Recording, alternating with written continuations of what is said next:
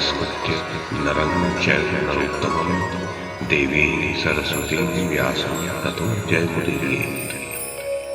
ओम नमो भगवते वासुदेवाय, ओम नमः पितामहाय, ओम नमः प्रजापतिभ्यः, ओम नमः कृष्णद्वैपायनाय, ओम नमः सर्वविघ्नविनायकेभ्यः।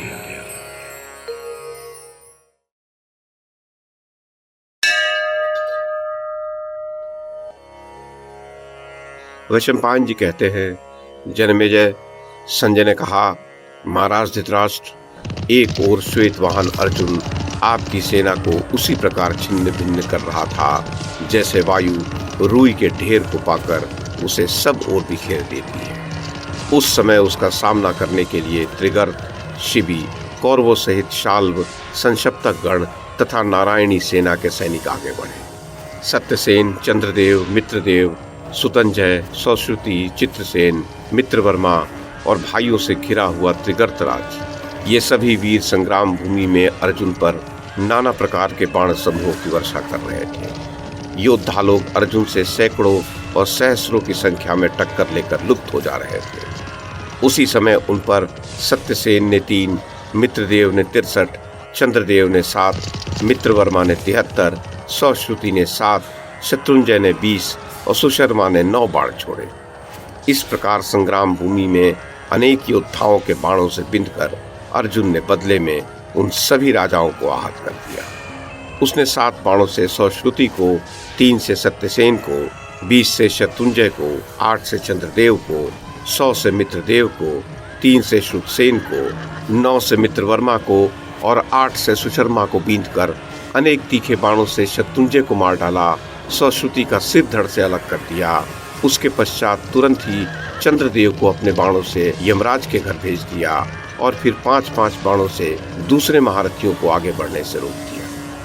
तब सत्यसेन ने अत्यंत कुपित होकर रणभूमि में श्री कृष्ण को लक्ष्य करके एक विशाल तोमर का प्रहार किया और सिंह के समान गरजने लगा। स्वर्ण में दंड वाला वह लौह निर्मित तोमर महात्मा श्री कृष्ण की बाई भुजा पर चोट करके तत्काल धरती पर गिर पड़ा। प्रजानाथ, उस महासमर में तोमर से आहत हुए श्री कृष्ण के हाथ से चाबुक और बागडोर गिर पड़ी। श्री कृष्ण के शरीर में घाव देखकर कुंती कुमार अर्जुन को बड़ा क्रोध हुआ। वो उनसे बोला, प्रभो महाबाहो, आप अश्वों को सत्यसेन के निकट पहुंचाइए। मैं अपने तीखे बाणों से पहले इसी को यमलोक भेजूंगा। नरेश्वर, तब भगवान श्री कृष्ण ने दूसरा चाबुक लेकर पूर्ववत अश्वों की बागडोर संभाली और उन अश्वों को सत्यसेन के रथ के समीप पहुंचा दिया। कुंती कुमार महारथी अर्जुन ने कृष्ण को आहत हुआ देख सत्यसेन को तीखे बाणों से रोककर तेज धार वाले भल्लों से सेना के मध्य भाग में उस राजकुमार के कुंडल मंडित महान मस्तक को धड़ से काट डाला। उसके पश्चात उसने अपने पैने बाणों से मित्रवर्मा पर आक्रमण किया तथा एक तीखे वत्स दंत से उसके सारथी पर चोट की। तदोपरांत अर्जुन ने सैकड़ों बाणों से संशप्तकों पर वार किया और उनमें से सहस्रों वीरों को धराशायी कर दिया। उसने एक शूरप्र से मित्रसेन का मस्तक उड़ा दिया और सुशर्मा की हंसली पर चोट किया। इस पर सारे संशप्तक वीर चारों ओर से घेर कर शस्त्रों से उसे पीड़ित करने लगे। तब महारथी अर्जुन ने इंद्रास्त्र प्रकट किया। उसमें से सहस्रों बाण निकलने लगे, जिनकी चोट से अनेक राजकुमार, क्षत्रिय वीर और अश्वगज इत्यादि धराशायी हो गए। इस प्रकार जब धनुर्धर धनंजय संशप्तकों का संहार करने लगा तो उनके पैर उखड़ गए। उनमें से अधिकांश वीर पीठ दिखाकर भाग गए। इस प्रकार वीरवर अर्जुन ने उन्हें रणांगन में परास्त कर दिया। राजन, दूसरी ओर महाराज युधिष्ठिर बाणों की वर्षा कर रहे थे। उनका सामना स्वयं राजा दुर्योधन ने किया। धर्मराज ने उसे देखते ही बाणों से बींध डाला। इस पर दुर्योधन ने 9 बाणों से युधिष्ठिर पर और 1 भल्ले से उसके सारथी पर चोट की। तब तो धर्मराज ने दुर्योधन पर 13 बाण छोड़े। उनमें से 4 से उसके चारों अश्वों को मारकर, 5वें से सारथी का सिर उड़ा दिया, 6ठे से उसकी ध्वजा काट डाली, 7वें से धनुष के टुकड़े कर दिए, 8वें से खड़ग काट कर पृथ्वी पर गिरा दी और शेष 5 बाणों से स्वयं दुर्योधन को पीड़ित कर डाला। तब आपका पुत्र उस अश्वहीन रथ से कूद पड़ा। दुर्योधन को इस प्रकार विपत्ति में पड़ा देखकर कर्ण, अश्वत्थामा और कृपाचार्य आदि योद्धा उसकी रक्षा के लिए आ गए। उसी समय सब पांडव लोग भी महाराज युधिष्ठिर को घेरकर संग्राम भूमि में बढ़ने लगे। बस दोनों ओर से घोर संग्राम होने लगा। दोनों ही पक्ष के वीर धर्म के अनुसार एक दूसरे पर प्रहार कर रहे थे। जो कोई पीठ दिखाता था उस पर कोई चोट नहीं करता था। राजन, उस समय योद्धाओं में बड़ी मुक्का मुक्की और हाथापाई हुई।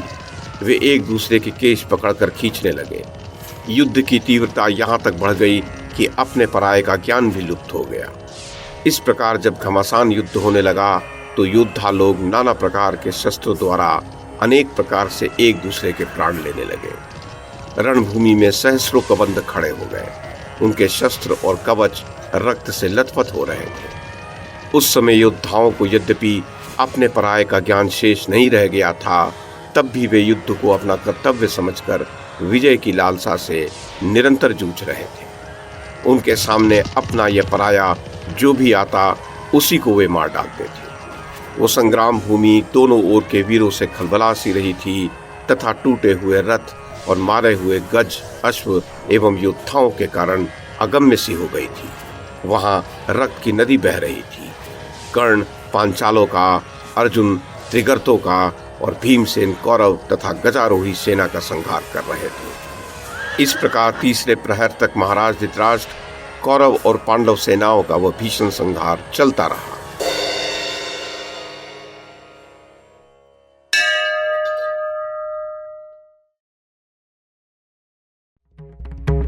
YouTube के माध्यम से महाभारत की कथा को एक श्रृंखला के रूप में प्रस्तुत करने का हमारा यह प्रयास यदि आपको सराहनीय लगा हो तो कृपया इस कड़ी को लाइक और शेयर करें, चैनल को सब्सक्राइब करें और बेल आइकन को दबाएं। साथ में अन्य लोगों को भी देखने के लिए प्रेरित करें।